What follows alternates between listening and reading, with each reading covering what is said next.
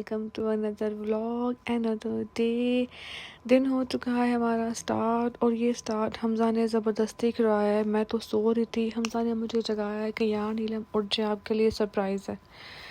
अच्छा, तो मैं तो सोच रही थी कि सरप्राइज़ कौन सा है। जब उन्होंने मुझे मेरा हाथ पकड़ के जगाया तो बैक साइड पे आपको नज़र आ रहा होगा कि वो ढेर सारे कपड़े पड़े हैं जो हमने वॉश करने थे, एंड ये था हमारा सरप्राइज़। मैंने अपनी बेडशीट चेंज की सबसे पहले कि उसको भी वॉश कर दूं, और कपड़े धोने के साथ साथ मैंने बनाया नाश्ता, इसलिए कि मुझे बहुत भूख लग रही थी।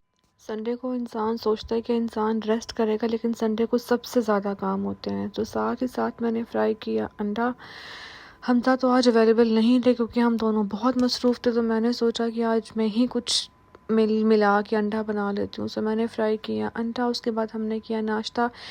मैंने किया चेंज ज़ावियार को, उसके दादा अब्बू लेके जा चुके थे अपनी तरफ। सो हमने भी प्लान किया कि हम आज वहाँ जाके बैठते हैं अपने इन लॉज की तरफ। सो हम वहाँ पर कई दिन हमने वहाँ गुजारा।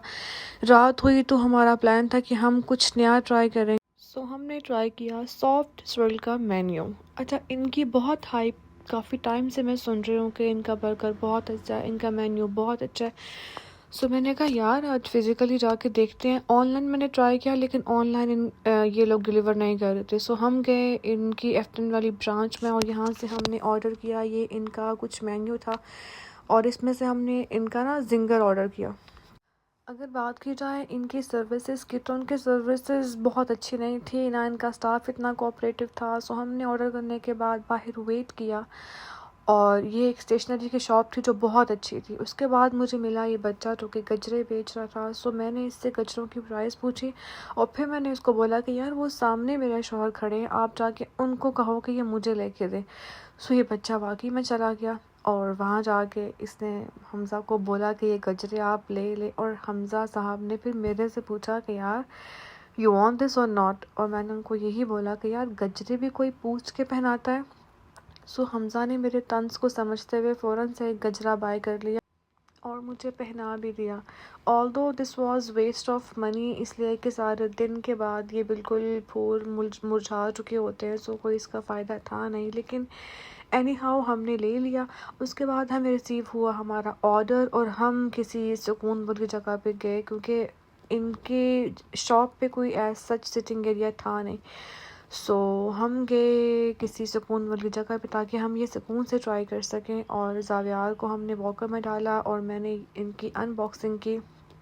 तो देखने में इनकी पैकिंग वॉज गुड, और ये KFC के लेवल का था कि नहीं था, इसके लिए मैं कुछ भी नहीं बोलूँगी। बहरहाल मुझे बहुत मज़े का नहीं लगा, ये उतना टेस्टी नहीं था जितनी कि इसकी हाइप थी। हमज़ा को भी ये बहुत नॉर्मल लगा। हम लोग KFC पहले बहुत खाते थे, और नो डाउट वो बहुत टेस्टी होता है, लेकिन ये उस लेवल का मुझे नहीं लगा। पर्सनली मेरा एक्सपीरियंस बहुत अच्छा नहीं था। ऑल्दो मैंने सिर्फ एक चीज़ ट्राई की, और इसे खाने के बाद मेरी बकाया चीज़ों को ट्राई करने का मूड भी नहीं है। सो मैंने कचरा उठाते हुए फेंका डस्टबिन में, ताकि अपने मुल्क को और अपने एरिया को साफ़ रखा जाए, और ये एक ज़िम्मेदार शहरी होने का सबूत है।